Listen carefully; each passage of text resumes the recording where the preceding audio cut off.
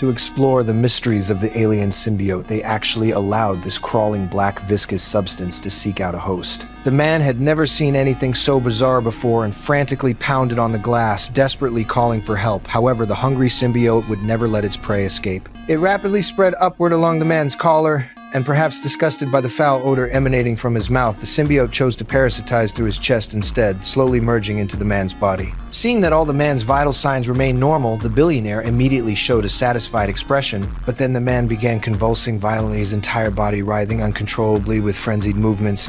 With agonizing screams, he quickly collapsed to the ground. Clearly, the alien symbiote couldn't adapt to this body. It then continuously slammed against the glass, expressing its dissatisfaction. Despite countless people having already died from this, the billionaire still didn't stop the experiments. He firmly believed he could find humans perfectly compatible with the alien organisms, thereby achieving his ambition to conquer the universe. Because these viscous creatures seemed to possess autonomous consciousness, they needed to bond with breathing hosts to adapt to Earth's environment. To further explore the symbiote's potential, the tycoon autocratically recruited homeless people en masse, initiating cruel human experiments. But once their bodies couldn't perfectly match with the symbiote, they would die on the spot. Seeing that these inhuman experiments had already deviated from her original intentions, the female scientist found me and begged me to document evidence to expose everything. Under the scientist's cover, I successfully infiltrated the facility and took out equipment to photograph evidence. However, just as I was preparing to leave, a woman suddenly pounded on the glass, desperately crying for help. I approached for a closer look and discovered she was actually a homeless person I knew. Seeing the woman's extreme distress, I could only randomly press the keypad lock trying to open the cell door,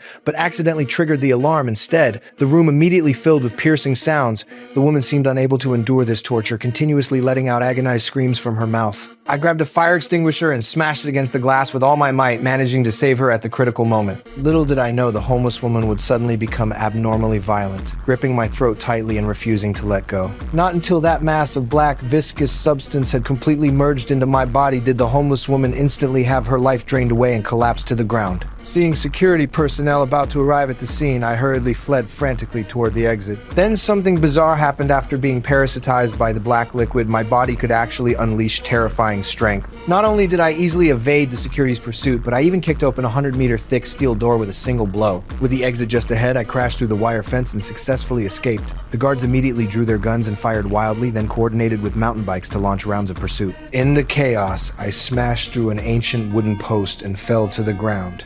I wanted to get up and continue fleeing, but unexpectedly vanished as if controlled by someone else. When the security arrived here, I had already jumped to the treetops and escaped disaster. After returning home, I clearly felt my body had mutated. Just as I was examining myself in the mirror, a bizarre voice suddenly appeared.